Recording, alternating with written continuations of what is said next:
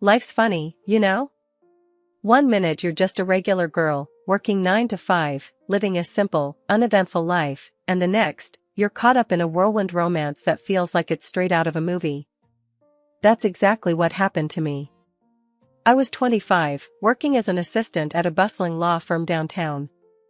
It was all about paperwork, court dates, and endless coffee runs. Not exactly glamorous, but it paid the bills. Then, at a friend's birthday bash, I met Alex. He was different, charming, with a rough edge that I found irresistible. He worked as a construction foreman for this big company that had him traveling all over the place. We hit it off instantly, finding solace in our shared love for cheap beer and disdain for fancy parties. Our conversations were real, filled with laughter and a dash of sarcasm. Before we knew it, a short, fiery romance blossomed between us. It was intense, passionate, and completely unexpected. We were like two puzzle pieces that somehow fit perfectly together. "Marry me, Alice," Alex said one night, out of the blue, his voice rough but sincere. We were sitting on my small apartment's balcony, the city lights flickering in the distance. I remember laughing, thinking he was joking. "You serious?" I asked, my heart racing. "As a heart attack," he replied, his gaze locked on mine. And just like that, we decided to tie the knot. No grand gestures, no fancy proposal, just us, making a spontaneous decision that felt right.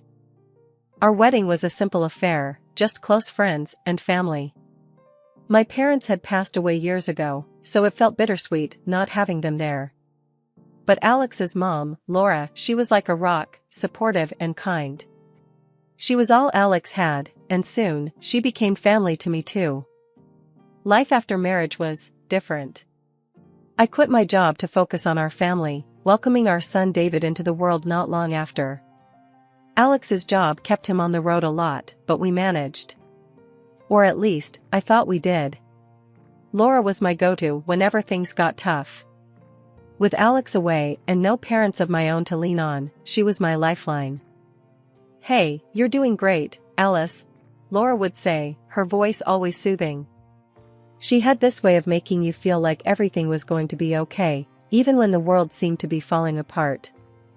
It wasn't long before the cracks started to show. Alex's business trips got longer, and the money wasn't flowing as freely as it used to. I couldn't shake the feeling that something was off. I remember confronting Alex about it one night, after putting David to bed. "What's going on, Alex? You're barely home, and we're struggling to make ends meet," I said, trying to keep my voice steady. "Ah, come on, don't start with that again. You know I'm doing this for us," he snapped, his tone harsher than I expected. "But it doesn't feel like us anymore. It's like you're living a whole other life," I pushed back, feeling my frustration rise. "You think this is easy for me? You think I enjoy being away? You have no idea how hard I'm working," he retorted, his face tense. The conversation went nowhere. We ended up going to bed angry, the silence between us heavy.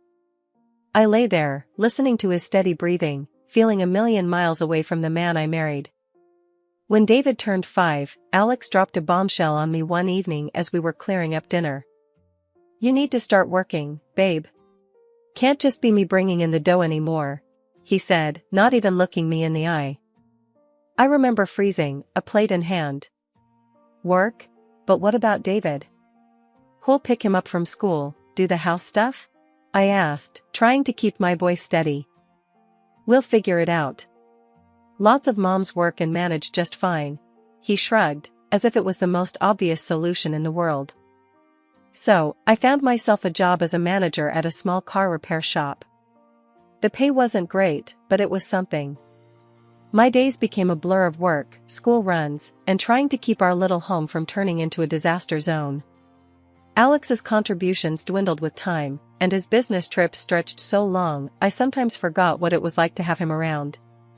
One night, after putting David to bed and sitting down with the bills, worry gnawed at me like a hungry rat. I dialed Alex, who was supposedly on another one of his never-ending business trips.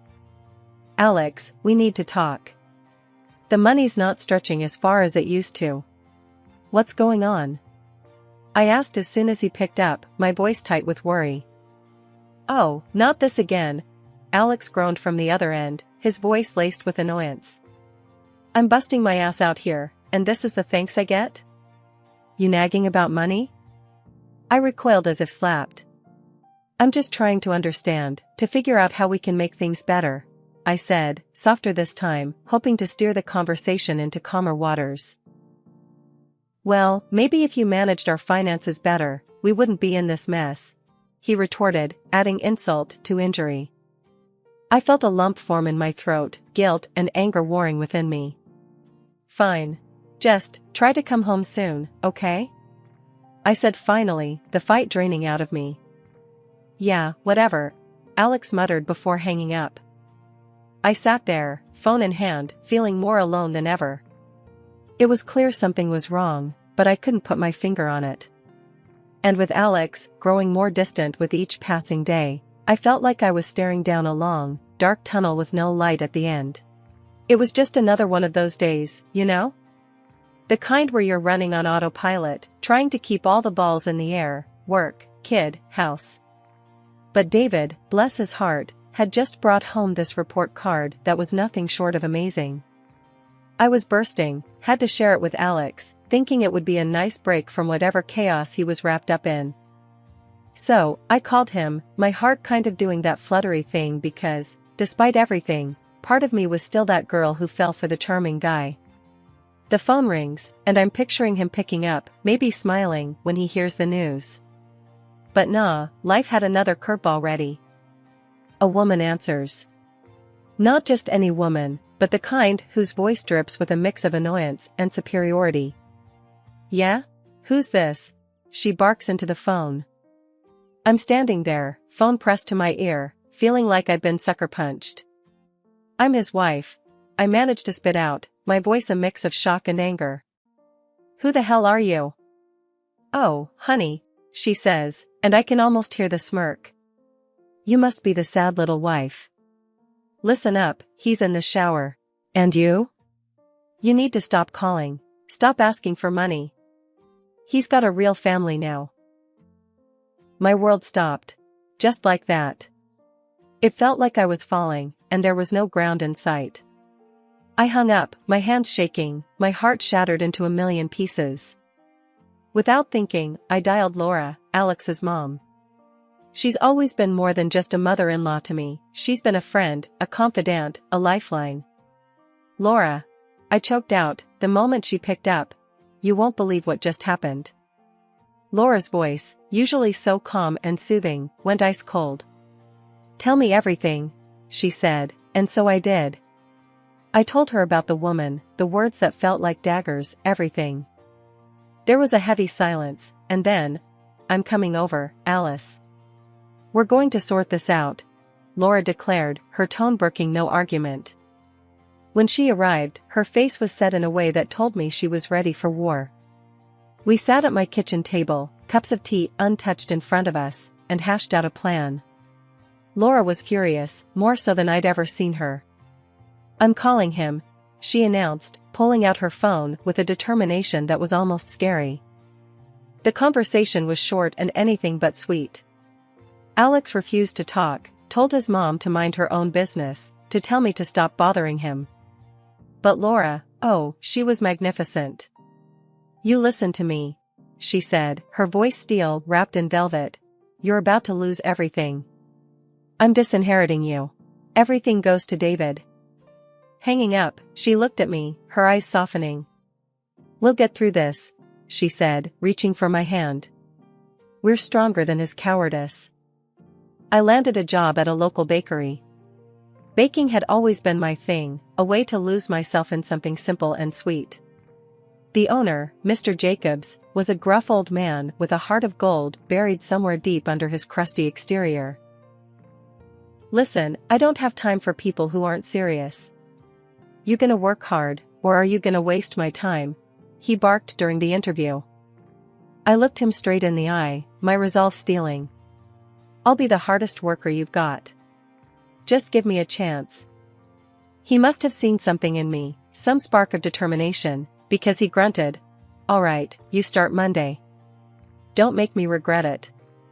Working at the bakery was a lifeline. It was hard, sure.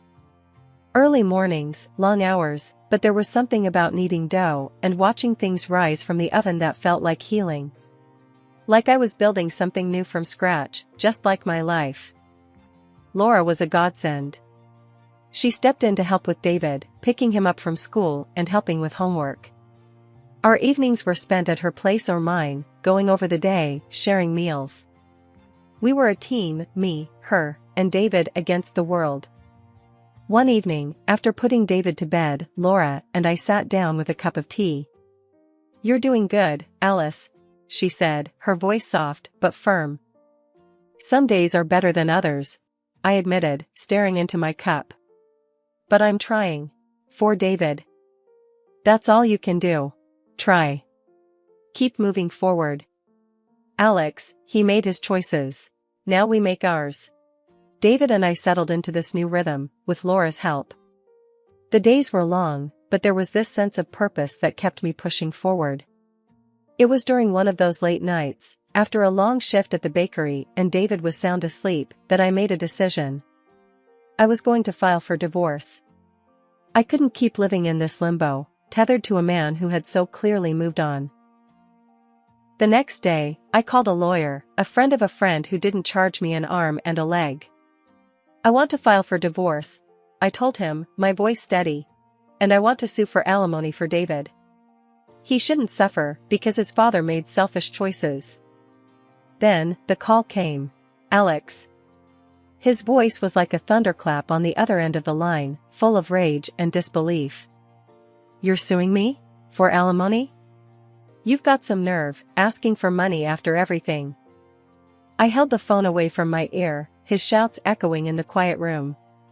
It would have been easy to shrink back, to apologize and beg him to calm down.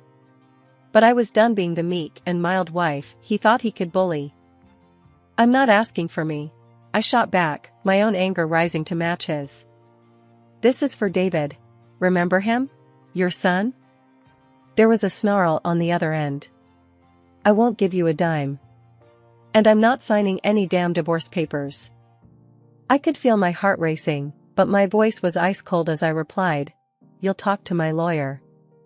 This isn't up for discussion."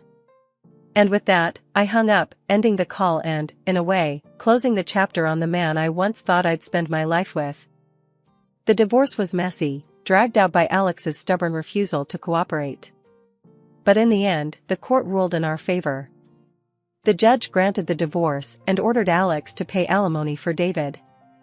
It was a victory, bitter, but necessary. After the dust settled from the divorce and alimony battles, life found a new kind of normal.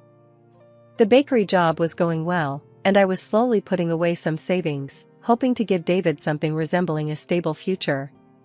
But as David grew into his teenage years, I started noticing the gap between us widening.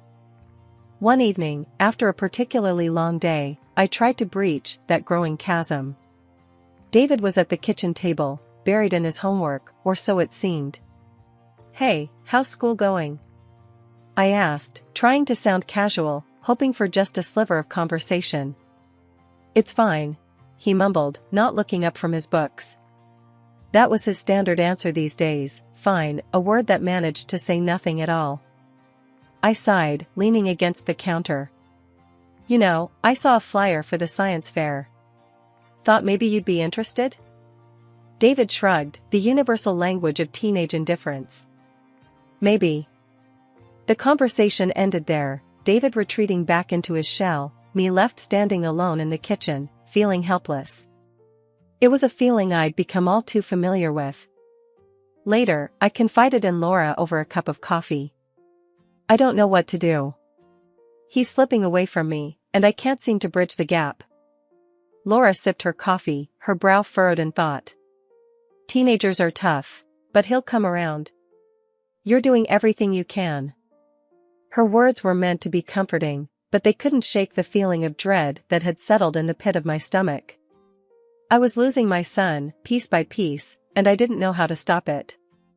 Our exchanges were brief, often strained. One evening, trying to bridge the widening gap, I ventured. "How's the college search going? Found anywhere you like?" David's response was curt, a quick "it's fine," without looking up from his device. That word again, fine, the most non-committal of reassurances. Hoping to engage him more, I mentioned, "You know, there are some great scholarships out there. We could look into them together?" He finally glanced up, his eyes cold. "I'll manage on my own. Don't need to bother with that. It's not like you can afford to help anyway." His words hit like a physical blow, reminding me painfully of Alex's departure and the financial struggles that followed. "I just want to help," I managed to say, my voice barely a whisper. David shrugged, dismissing the conversation and, it felt, dismissing me. "I've got it covered. I'm going to Norman, got everything planned out." The finality in his tone left no room for argument. He went to college, leaving not just our home but our city, diving into a new life where I seemed to have no place. Calls became rare, then stopped altogether. Holidays came and went without his presence. I sent messages, holiday greetings, and a bit of money when I could scrape it together, clinging to the hope that he still needed me in some small way. Years rolled by, and the void between David and me felt like it had cemented into something permanent. That was until one ordinary day turned extraordinary by gossip that felt like a slap across the face. My son, my David, was getting married. The news didn't come from him, though. I wrestled with the shock, disbelief coursing through me, before I picked up the phone. My heart hammered against my ribs as it rang, each tone a drumbeat to the impending confrontation. "David," I breathed, barely containing the whirlwind of emotions. "Is it true? You're getting married?" There was a pause, a silence that stretched too thin, before he replied, his voice a mixture of resignation and detachment. "Yeah, it's true. I didn't think you'd care to know." The words stung, more than I'd anticipated. "How could you think that?"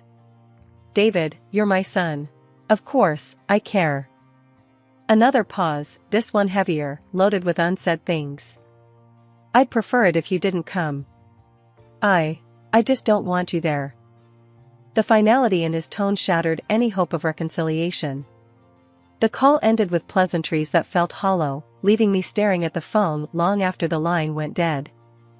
Laura, when I told her, was aghast. "That's not right. There's something more to this, I'm sure of it." Her conviction sparked a flicker of hope, or maybe it was stubbornness, within me. With a resolve that felt like defiance against David's wishes, I decided to go. Not to make a scene, but to show them all, that a mother's love isn't so easily dismissed. Laura, bless her, stood by me, a united front against whatever lay ahead. We found out the wedding details through a mix of sleuthing and sheer luck, courtesy of David's more talkative friends. An expensive gift was purchased, a silent testament to my love for him, regardless of the chasm between us.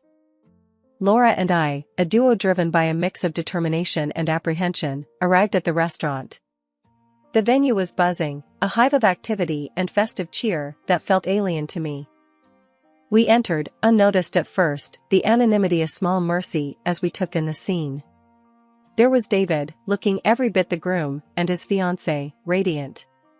And then, like a ghost from the past, there was Alex, with her, the woman who had helped him tear our world apart. David's reaction to seeing us was a storm of confusion and anger. "Mom? Grandma? What are you doing here?" His voice was a mix of incredulity and irritation, the sight of us an unwelcome surprise. I stepped forward, the weight of the gift in my hands grounding me. "I came to give you this, to wish you happiness," I said, my voice steadier than I felt. "You're my son. I had to be here, even if you didn't want me to be." His gaze flickered to the gift, then back to me, a storm of emotions playing across his face. "I told you I didn't want you here," he said, each word a blade. Laura, ever the peacemaker, chimed in, her voice soft but firm. "David, we're not here to cause a scene. We just want to wish you well. That's all." The tension was palpable, a living thing that wrapped around us. Guests stared, whispers fluttering like leaves in the wind. The air was thick with tension as David confronted me with accusations that cut deep. "You cheapskate," he spat. "You couldn't even pay for my college or help with the wedding. I'm so ashamed of you, living in that tiny apartment like a loser." My heart sank as I listened to his cruel words. I had always tried my best for him, but it was never enough. Then it hit me, he knew about his father. He had found out that the man I had hidden from him for all these years was a co-owner of a construction company, living in a mansion. And he had chosen him over me. "Why?" I whispered, my voice trembling. "Why didn't you ever tell me?" Alex stepped forward, a smug look on his face. "I had a sudden change of heart," he lied. "Paternal instincts, you know." I knew he was lying, but what could I do? My son had betrayed me, and now his father was rubbing it in my face. Just then, my son opened the gift I had brought him. His eyes widened as he saw the expensive watch inside. "Where did you get this?" he asked, his voice filled with disbelief. "Your grandmother gave me some money," I said. "I started my own business, baking. It took off. I've opened several branches now." David looked out the window and saw my new car parked below. He rushed over to me, his face softening. "Mom, I'm sorry," he said. "I was wrong. I shouldn't have said those things." But it was too late. I had been hurt too deeply. "You're just like your father," I said. "You betrayed me." At that moment, Laura stepped forward. "I've decided to change my will," she said to David. "I'm leaving what I have to your mother. You and your father, you've made your choices." My son's face turned ashen. Alex lunged at his mother, screaming that he needed the money. What?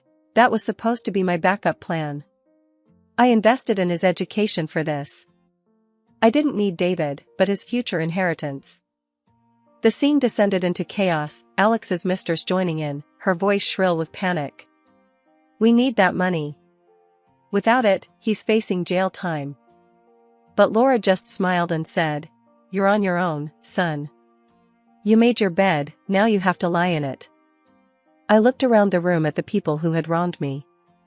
My ex-husband, my son, and his mistress. They were all broken and alone, and I felt a strange sense of satisfaction.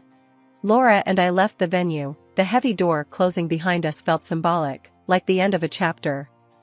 6 months after the dust had settled, my phone rang, and on the other end was the last person I expected, or wanted, to hear from, Alex. "Hey, it's me," he started, his voice laced with a desperation I hadn't heard before. I need your help. I'm in deep, really deep. If I don't come up with some cash, they're gonna throw me behind bars." The audacity of his request left me speechless for a moment. After everything, he had the gall to ask for my help. "You've got some nerve," I finally managed to say. "After everything, you think you can just call me and ask for money?" I know, but you're the only one I can turn to," he pleaded. The sound of his begging was almost surreal, a stark contrast to the man who once held himself so high above me. I let out a bitter laugh. "You made your bed, Alex. It's time you lay in it." And with that, I hung up, a sense of finality washing over me. But the universe wasn't done testing me yet. Not long after Alex's call, David reached out, his voice soft and contrite. "Mom, I messed up. I see that now. I believed Dad's lies, and I turned my back on you. I'm so sorry. Can we talk? Maybe you could talk to Grandma about the will?" Hearing my son, my flesh and blood, begging for forgiveness and a second chance should have softened me, but the wound was too fresh, the betrayal too deep. "David, I'm glad you've come to see the truth, but it's not that simple. You hurt us, deeply. It's going to take more than an apology to mend things." "But, Mom, I hope you find your way, David. But for now, I need space. As for Grandma, that's a conversation you need to have with her yourself, when the time is right." And with that, I ended the call, the echo of his pleas lingering long after. Life, however, has a way of moving forward, even when we're stuck looking back. In the months that followed, I found love again in the most unexpected of places. He was the owner of a well-known restaurant chain, a man whose kindness and strength were a balm to my weary soul. We married, not with the fanfare of my first wedding, but with a quiet joy that spoke of deeper, truer things. Laura was there, as she always had been, her presence a reminder of the family we choose for ourselves. Our friendship, forged in the fires of shared pain and triumph, remained unbreakable. To new beginnings, she toasted at the wedding, her smile bright with genuine happiness. As for Alex and David, I wished them well in their own journeys, hoping they would find redemption and peace in their own ways. Life, after all, is a series of lessons, and I had learned mine well. Now, it was time to live.